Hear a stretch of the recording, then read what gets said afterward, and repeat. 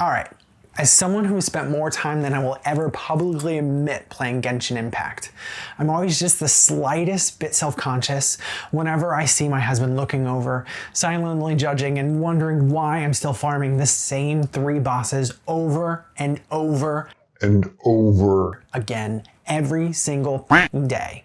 So in this video, I wanted to break down each piece of the game and see if I could justify me playing it as much as I do, or whether it's time to put the controller down. So let's get into it.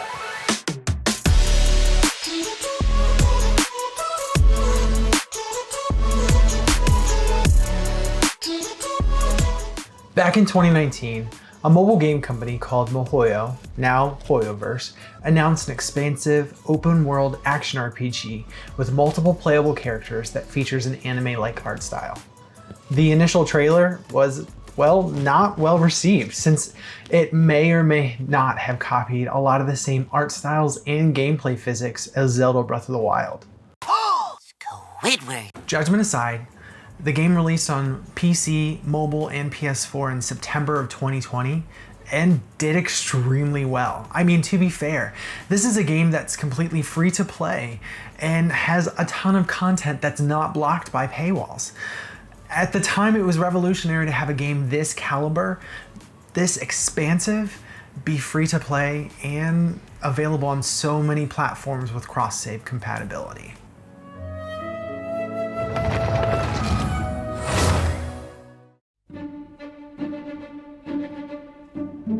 You play as a character from another world who washes up on the shores outside of a town called Mondstadt. Upon waking up, you're met with the world's most annoying sidekick, and together you travel the world of Teyvat looking for your sibling. Along your journey, they encounter new friends with elemental powers that they call visions, as well as archons who are the gods of the 7 different regions that you visit. There's also these evil members of a crime syndicate known as the Fatui, which are trying to steal the Archon's powers and undermine different governments. On top of all of that, there's also these dark Orders of the Abyss, who are bad, but I can't exactly explain why they're so bad. You just need to fight them, and yeah, you get the point. From the first few minutes of the game, you're immersed in this giant open world that you can explore the majority of right off the bat. And inside this world are just hundreds of collectibles, treasure chests, and upgrades. I mean, it's honestly that part that holds my grip. I mean, I spend hours collecting treasure chests and upgrading statues.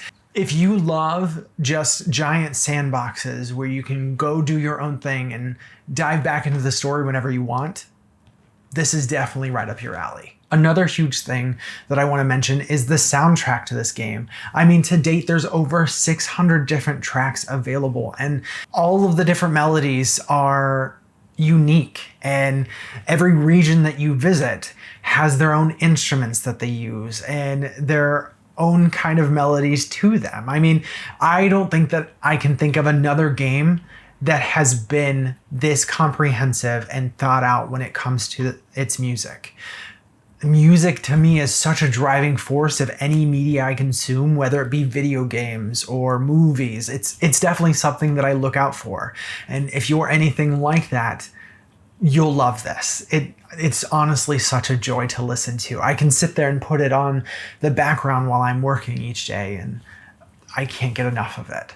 The story, or more specifically the dialogue, can be a little bit too childish for my taste, but the same cannot be said about the voice actors that play them. There's a total of 64 playable characters so far, and each one of them is played by a voice actor that absolutely nails it. I mean, some of these voice actors are very famous. You can hear in anime and other animated films and movies. And then they have some content creators that also have joined into the mix. That's not even counting all of the NPCs that aren't playable that just move the story behind. They've done such a great job of just making it seem like you're watching an anime. If you sit back and just let the story play out, it's beautiful. The money that Hoyoverse collects comes in the forms of wishes and other upgradable materials. These wishes you can use on new characters and varying quality of weapons, all based on a grading scale of 1 to 5. Each character has their own elemental skill, and you can create reactions by swapping them out with the other 3 members in your team. Say, for example, you have a water-based sword user, Shu, who's a 4-star character. You can use his elemental skill and then quickly swap him out with a fire-based polearm user, Hu Tao, who's a 5-star character. That'll make a vaporize reaction that'll kill enemies a lot faster than just hacking them away with your sword or polearm. Of course, the catch to all of this is that in order to unlock their true power or their full potential, you need what's called constellations. Each character has 6 constellations, and to unlock them, you need more copies of each character. So to unlock Hu Tao or Shu to their full potential, you need 7 different copies of their characters. Then, most characters have their own best in slot weapons. And to get the highest level of that weapon, you need multiple copies of that. And then to level up each character, weapon, and artifact, you need to farm different bosses and different domains, all of which cost a limited amount of what's called resin. And you only get so much a day unless you pay for more. And you get the point. All of this is built up, and you can kind of see where this game really starts to show some of its gacha scenes. Hoyoverse loves this.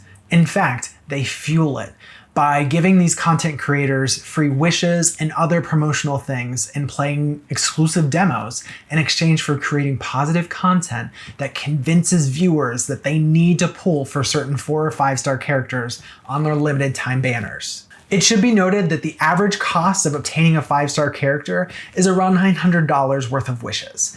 And that's if you're lucky with the 50-50 lottery system. How it works is every 100 wishes, you're guaranteed a 5-star character. But there's a 50-50 chance that it's not going to be the character that's on that banner. So if you're unlucky like I am on literally everything in my life, it can take upwards of 200 wishes or $1,800 just to get 1 copy of the character that you want. And I say 1 copy because, remember, it takes 7 different copies to unlock that character's full potential. So that's 7 times that amount. I say all this because just shy of 30% of the users that play Genshin Impact are under the age of 18. So you can kind of see where telling minors the necessity of pooling and spending hundreds and thousands of dollars to hopefully obtain the 5-star character that they want can be a little bit of a toxic thing, right? I mean, for context, since its release in 2020, Genshin Impact has already made over $4 billion in revenue. And that's from a free-to-play game.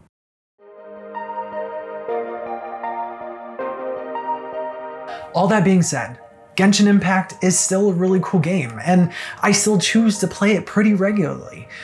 And while I probably won't make these detailed guides and, detailed builds explaining why you need to pull for these characters and spend so much money, I do plan on streaming it, as well as a whole bunch of other games on my Twitch channel, so come hang out with me there. For more content on video games and all things digital, subscribe to the channel. And if you like this video and you want to show some love, click the like button. This is Sam, signing off.